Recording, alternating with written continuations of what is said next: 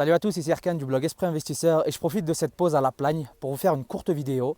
Une vidéo dont l'objet sera comment repérer les mauvais locataires. Alors, ce n'est pas vraiment les mauvais locataires, mais c'est les locataires malhonnêtes. Aujourd'hui, avec les outils informatiques, Internet, etc., il est très facile de falsifier les documents. Que ce soit fiche de paye, avis d'imposition, etc., il y a une panoplie de documents déjà faits à remplir sur Internet ou alors des gens qui proposent de falsifier des documents. Attention, ça ne veut pas forcément dire qu'un mauvais dossier est synonyme de mauvais locataire, non. Mais pour moi, une personne malhonnête qui a été malhonnête au début le sera forcément plus tard. Donc le but, c'est vraiment de repérer ces gens-là et de faire la meilleure sélection possible. Pour cela, j'utilise 3 méthodes. La première, c'est vérifier la véracité de l'avis d'imposition. Je vous laisse voir comment je fais ça. Alors, l'avis d'imposition, au même titre que les bulletins de salaire, font partie des documents que l'on demande en premier, que l'on regarde en premier chez un potentiel locataire. Et donc, tout naturellement, font partie des documents que l'on falsifie, que les gens falsifient le plus. Et donc, il est primordial de vérifier la véracité de cet avis d'imposition. Donc, pour cela, on a un lien. Donc, https://cfsmsp.gouv.fr/ckavi/. Quand on clique sur le lien, alors, on arrive sur cette page-là. Là, ce que vous avez à faire, c'est entrer le numéro fiscal et la référence de l'avis que vous aura remis le potentiel locataire. Donc là, vous le voyez bien, on vous explique où trouver les numéros dans l'avis d'imposition. Et normalement, si l'avis est vrai, vous devrez retrouver les mêmes valeurs, les mêmes sommes sur cette page internet. Si les sommes sont différentes ou si le site vous indique que l'avis n'existe pas, vous pouvez être sûr que cet avis est faux. Ensuite, la deuxième méthode, c'est vérifier la cohérence entre les divers documents, entre avis d'imposition et fiche de paie notamment. Donc là, c'est les personnes qui n'osent pas falsifier l'avis d'imposition parce qu'il y a le logo de la République française, etc. C'est un peu trop chaud pour eux. Donc qu'est-ce qu'ils se disent ?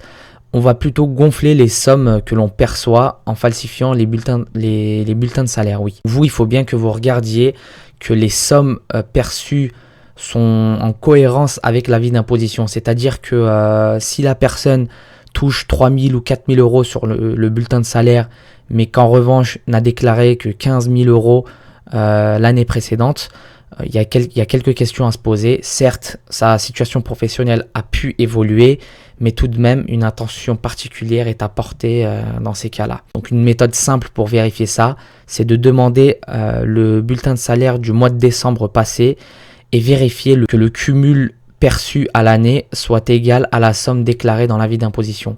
Et enfin, la troisième et la dernière méthode, c'est de vérifier la véracité de la déclaration d'embauche ou l'attestation comme quoi que la personne est toujours en activité en CDI dans l'entreprise. On attaque la dernière partie, c'est vérifier que la personne est toujours embauchée et bien embauchée comme elle le prétend avec ses déclarations d'embauche ou l'attestation comme quoi que la personne est toujours en CDI. Donc la première des choses à faire, c'est d'aller sur le site verif.com et de vérifier que l'entreprise existe bien et que ce ne soit pas une fausse entreprise créée de toutes pièces pour trouver un logement. Comment se passe le site Vérif? Donc vous arrivez sur ces sites-là, vous avez juste à taper le nom de l'entreprise. Donc là, on va prendre une entreprise que tout le monde connaît, on va dire au hasard. Allez, hop, j'ai déjà tapé Bouygues.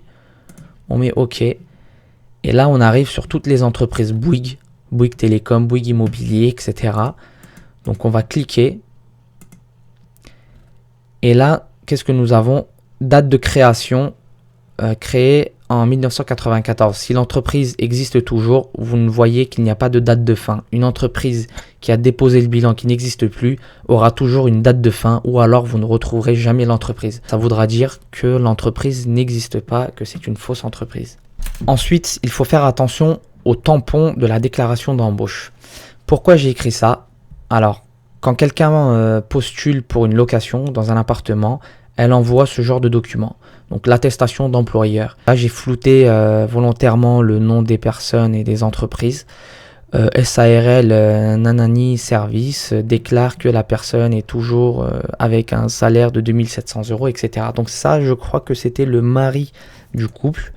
Et là, j'avais l'attestation d'employeur de la femme. Alors, je ne sais pas s'il y a quelque chose qui vous tape à l'œil à première vue, mais moi oui. c'est que les deux attestations sont sensiblement similaires. C'est-à-dire que si l'entreprise c'est SARL quelque chose et l'autre, donc c'est SARL quelque chose service, l'autre c'est SARL quelque chose France, attestation d'employeur en haut, une écriture, fait à, etc. et la date, le tampon, la signature. Donc déjà, moi quand je vois ça, je me dis c'est un peu bizarre que deux entreprises qui ne se connaissent pas, qui ne se connaissent probablement pas, et presque la même présentation dans leur attestation. Donc là, ça m'a mis la puce à l'oreille. J'ai commencé après ça à décortiquer l'attestation et il y a quelque chose qui m'a tapé à l'œil. Je ne sais pas si vous, à première vue, si vous le voyez, mais quand je zoome sur le tampon, donc vous voyez SARL, etc., normalement, j'ai le numéro de téléphone et le fax de l'entreprise. Quand on zoome encore plus sur le numéro de téléphone, qu'est-ce que l'on voit ici? Qu'il y avait un numéro et ici, il y avait le chiffre 2 qui a été remplacé par un chiffre 0 à la main qui veut dire sûrement que la personne ne veut pas que vous appeliez ce numéro. C'est sûrement un faux tampon qui a été créé de toutes pièces pour trouver un logement et la personne a réécrit par-dessus pour pas que vous ne puissiez rappeler l'entreprise. Donc voilà, quand moi je vois ça, tout de suite, je dis next. Si vous avez vraiment de gros doutes, n'hésitez pas à appeler l'entreprise directement et demander si la personne est bien salariée de l'entreprise et bien présente dans l'entreprise.